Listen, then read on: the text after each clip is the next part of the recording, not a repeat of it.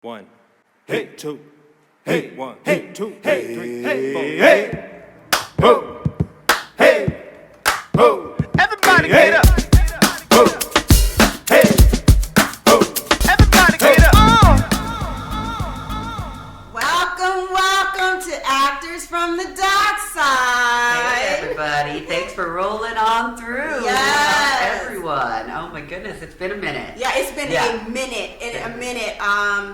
Wow, it's fall. And It's I think fall. The last show we did was long before. sleeves. Yeah, this is your season, right? Yeah, it is. I'm a happy girl. Well, today's kind of warm outside though. It's been a warm friggin' fall. I'm like, my gosh. I was out on Friday. I was like wearing a stupid dress with long sleeves. I was dying of Was heat. you sweating? Ooh, girl. Yeah. I was mad about it. So yeah. Well, I'm LaDios Muhammad, an actor with purpose. And I'm Rav'n Moon, an actor with passion. And we're Actors from the Dark Side. Yes, we are. So what are we talking about today, LaDios? Well, so something interesting happened. I was watching, one of my favorite channels is Lifetime. And also The Shy. And I came across a couple of interesting topics when it came to sex trafficking. Okay. Yeah. Mm-hmm, mm-hmm. So I started doing this research, going down the rabbit hole, and then I started looking at all these awesome videos. And then it came to, we don't all want, but some of us chase fame and success. Right. Some of us want to be big time superstars, models, entertainers. But there is a dark side to that industry. When you're trying to pursue your dreams, you need to be very cautious. And a lot of women and men, young men, have been abducted and introduced to the sex trafficking world. Yes, absolutely. Mm-hmm. It's an interesting lure for, I think, younger women, definitely people that are seeking the entertainment industry, that, you can be lured into a situation that you can't easily get yourself out of. Mm-hmm. So I'm really happy that we're discussing this topic, that we're bringing some awareness to this. There's a difference between prostitution and sex trafficking, and I think we're going to have a really great show kind of diving into these things. And so let's start with that. Yeah. That was really good. So people have asked, what's the difference between sex trafficking and prostitution? Tell me what you know, and I'll add on to it. Sure. The way that I glean it, or the way that I interpret it, is that prostitution is a little bit more voluntary, that you get to take home your money. And even if you are working with an agency or a pimp, you're doing it of your own free will. Whereas sex trafficking is often a kidnapping situation. They aren't getting any of their money. It's all going to whatever handler they have, that kind of thing. So those are my interpretations. I'm sure you have more to add. Oh, well, I think you perfectly said it. Just to add on, when you're sex trafficked, you don't have a choice. You bounce around from state to state, city to city. There's no way to get out. I mean, initially starting off. And you are not at your own free will. So there is a big difference. I also heard, I was listening to a podcast of a female who was sex trafficked at a young age, didn't know she was sex trafficked, and had gotten arrested at a young age, and it was on her record. And the problem with being sex trafficked is when it went on her record, didn't go in as sex trafficking, it went on as prostitution. So that also affected her ability to get a job and expand herself. But not to delve too far to the left, but we want to talk about, looking for the red flags when you are trying to pursue your goals, dreams, and aspirations, whether it's a model, in the entertainment business, because we looked at 3 different videos, and it's so funny because it's not black and white for a sex trafficker. They can come as grandmas, as women, as families, as men, as people in the entertainment business. They come in all... wolves in sheep's clothing, right? Yeah.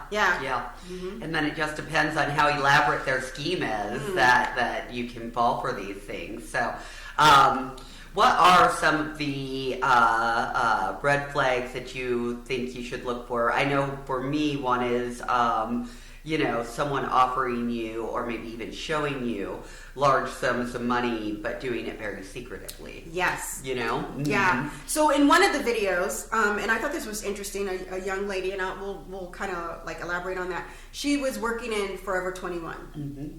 And it was so funny because she was talking about she loved working in Forever 21, and somehow randomly this man, she said he wasn't a creepy looking man, he was older. He was older, mm-hmm. but he came in and he was like, oh, you look gorgeous in your heels. She was saying that she was walking in her heels and she had a mean ass walk, and he was like, you got a fierce walk, and she was like, young, and you know how we are, we like those compliments. Anyway, they got to talking, and she said that she would like to work at this casino. I forgot what the name of the casino was called. Like Mahogany Sun or something? Mahogany Sun. Mm-hmm. I actually looked it up. It is a very extravagant casino. And she was like, I don't know why, but I just thought it was so glamorous. And anyway, she went into her spill about how he was like, oh, I can get you a job there. And she said, so one of the red flags was, one, he followed her into the store. Yes. Okay, so if a strange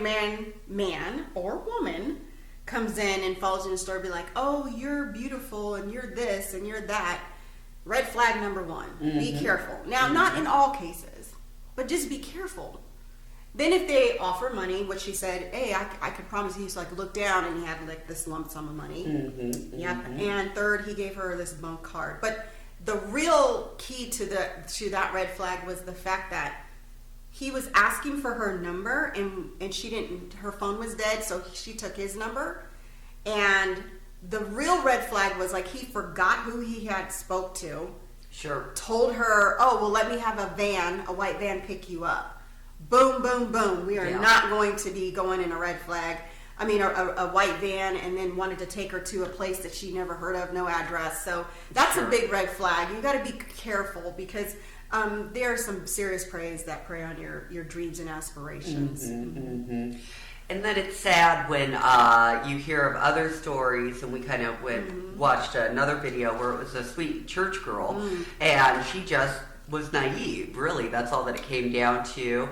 And this guy was working a long con, in terms of having associates that all propped him up to look better than he was in terms of an entertainer and all of that. And I think it was a good 3 months before he was asking her to take a trip with them or any of that. 6 months. Yeah, 6 months, thank you. So, so after all that time of being nice and wooing, she's thinking that she's just found somebody that loves her, and in fact she's found a predator that's going to turn her out. So yeah, I caution people to be wary of the slick talk and the all of the sweet nothings, because if there's really no substance. But again, that's a hard situation where I can see that being relatable. I can see that you don't always see that as a red flag, that somebody's just taking an interest in you. But when somebody's taking an overt interest in you, you should probably question it and be wary. So yeah. Well, one thing I will say is in her story, I found and I found this in the other video story, and all just so you all know, there is links for all these videos that we showed. But and one person in her story particularly, she was a church girl who was introduced to the fast life, the party life, and as I was looking at her interview, she indicated that she found it fascinating that he found an interest in her, someone who is a plain Jane. Now, a lot of times, particularly men, they are going to prey on the fact of your insecurity. Okay, they're going to know you've never been exposed to the world. You've never seen outside of your parameters. And so the fact that she said it started off with her and her friends and his friends, and they were partying. And then she said that was about 3 months in. Then she noticed that it was just her and his friends. And then she was asking her friends, hey, why don't you guys come back? Let's party again. But the bottom line was he was slowly isolating her. And that's part of the process. Yeah. He was isolating her from her friends and her family, and he got her young enough that she's still impressionable, but old enough that she can leave. Because she was, I think, a good 21. She was very young. She was 21. She was young, but she was still living at home. Yeah, she's still living at home with her mom. So then he convinced her to move from Houston to Dallas, or Dallas to Houston. I forget which city. And she said she said he started off with, it's these phases. So there's the courtship phase. You're beautiful. I don't know why anybody hasn't. Let me expose you to the finer things in life. That's the phase. Then it's the love bombing. You're slowly isolating them from your family. Well, let me tell you, you know what? You don't need them. They're not loyal. I'm going to be here for you. Why don't you come with me? So that's the second phase. And then when they have isolated you from everybody, then they start to control you. Right. Okay. Yeah. So and it comes in as soon as you're isolated and you're away from your family. He had to get her away from her family. But she did say it took a full year before she moved. And in that full year, she was in love, and he talked her into moving out of the state. Now, here's the background. He knew everything about her. So now there's the manipulation. Right. You leave, I'm going to kill your family. Right. Yeah. Right. That's everybody begs the question, why would you stay? Why would you stay in that situation? There's buses, there's trains, but that manipulation is often a key to keeping someone in a situation that they don't want to be in. And not even just your family. If you're housed with 3 other girls that you're doing this with, you're going to create a bond with them, and they're going to be like, your confidant and your sisters, and you don't want them to get hurt. Right. And often that's another way that these men will manipulate the situation. Well, if you don't do it, then I'm going to take it out on so-and-so. So, yeah, so it's really scary. It is very, very scary. It's, lucky she was able to get out, and you should definitely watch her story. We don't want to give it away. But the third one was the recruiter. The recruiter. Yeah, that was super interesting. Really was. And what was fascinating about her personality was she was still kind of like, well, I'm not going to look at what I did in the past. Yeah. Because she basically, the word she used, she said, her thing is she's an advocate to get women out of sex trafficking now. And they were like, she said she's helped 1,500 souls. They were like, is that in comparison to how many you've recruited? And she said, no, there's no comparison. They were like, how do you feel about, in comparison of the souls that you saved versus the ones that you recruited? And she said, I don't think about that because that would fuck her up. Yeah. She said that would fuck me up. Yeah, absolutely. Yeah, but the people's lives. Yeah, right? The mentality. But one of the things they said, well, how did you recruit the recruiter? She said she went to churches, basketball games, concerts, and she preyed on insecure women. Yes. We all have our insecurities. I don't care how confident we are. We all have our insecurities. And so there's a certain mentality that recruiters, pimps, abusers, narcissists use to recruit their prey. Yeah, and the first one is insecurity. Sure. And I mean, that's one of the sad things about youth is that, that's what naturally usually comes along with adolescence is a huge burden of insecurity. I don't know who I am. I don't know where I fit in this world. I don't know what I'm supposed to be. And it's so easy for young girls to fall, and men, to fall victim to this type of predatory action because, it's almost natural for you to be insecure and want attention and want to be seen. Yeah. And that's exactly what these predators prey on, right? They prey on your they prey on your dreams. Side note, I remember I was young, I was like 18, 19, and I was in Oakland visiting my auntie for the summer. She is of Oakland police. and she knew I wanted to get into modeling. I don't know if I told you the story before. I don't know. But anyhow, she's seen in the paper that, she lived in Oakland. She's like, hey, they're doing auditions for modeling in San Francisco. San Francisco, you get on the BART, it's like the light rail here, you go, da-da-da. She's like, you should go. I was like, okay. So I get to the guy, I get there, and I'm the guy's like, oh yeah. He's like, let's take some pictures. I am so stupid. I'm so naive. I'm so gullible. So I was like, okay. So he goes, he leads me into this room. There's this lingerie. Okay. And he was like, okay, we're going to do, and I said, so I'm taking pictures in the lingerie. He goes, yeah, it's modeling. Are you okay with that? And I was like, yes, so it's not a big deal. So anyway, and it's very, this lingerie was very, it's revealing, see-through. Nothing as open as it is today. Right. But it was enough for an 18-year-old, and it was 18. Yeah, I was 18, 19. It was enough for me to be like uncomfortable. So I took the pictures, and he's like, oh, you can come back in a week and I'll have the pictures. I said, okay. So then I go tell my aunt, and I was like, yeah, he took some pictures, and like she doesn't like really clue in and that may be a predator. She's like working for the Oakland Police Department, but I don't really think anything bad. Okay, not yet. So then I was like, I want to go back. So I talked to a friend, and she's like, you should go get the pictures. When you get your pictures, get your negatives. So I go with my cousin back to get the pictures, and I was like, okay, can I get the negatives? Because I didn't think about it. I was like, he can do some damage to my reputation.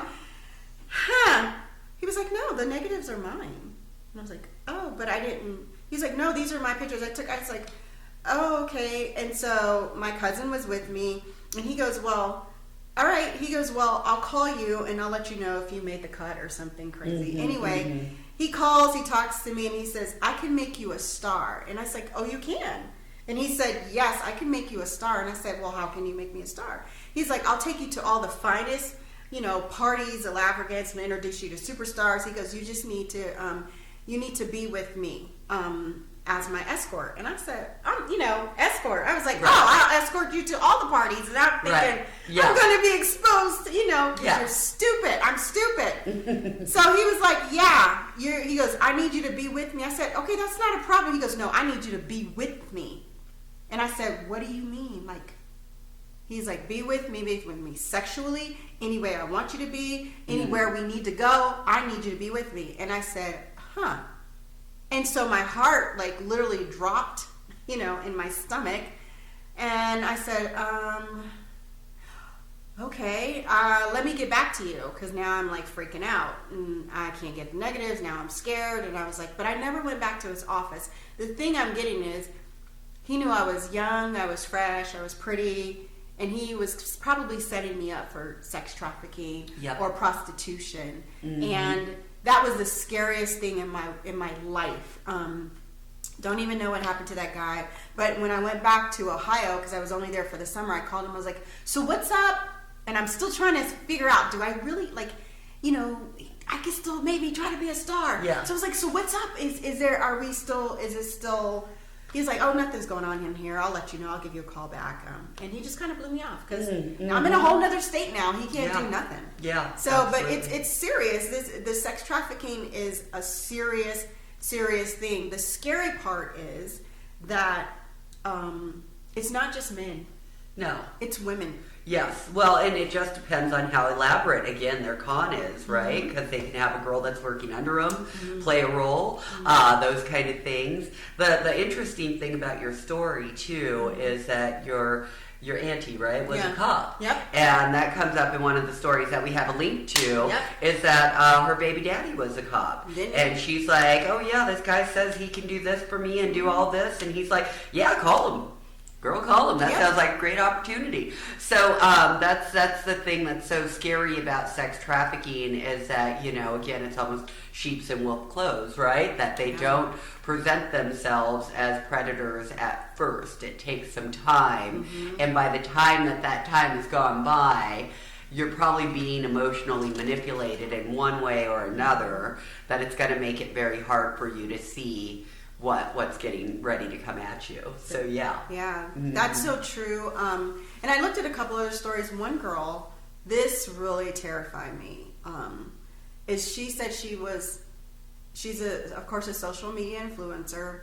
She said, I just needed to get away. I wanted to go on a vacation. She went to a resort by herself. And she said, I was just chilling on the beach. And so this guy comes up and says, have you ever thought about modeling? No, it wasn't a guy. Sorry. It was a female. No, it was a guy. It was a guy. It was a guy. He said, you ever thought about modeling? And she was like, you know, maybe blah, blah, blah. You know, they're just kind of blowing up your head, you know, and egging you on or whatever, making you feel, you know, swell and everything. But anyhow, she blew him off. So right after he left, maybe about 20 minutes, a young woman and a little child came up and said, hey, because he's like, here's my number. She was like, hey, you should be careful of him, of strange men, because they come up here and they're trying to sex traffic women. And she was like, huh? She's like, yeah, just be careful on this resort. You know, men come up here asking if you want to be a model. She's like, oh, thank you. Coming like she's her friend. Yeah. And she was like, yeah, what hotel do you stay in? She was like, oh, I'm staying in, you know, because you're thinking, it's a female. Yeah, I can trust this. Yeah. She's looking out for me. And she has a child with them. And it's probably, I guess the child was like, I don't know, 11, 12, but it's a little boy. She explained, I believe it was a little boy, a little girl. I can't recall.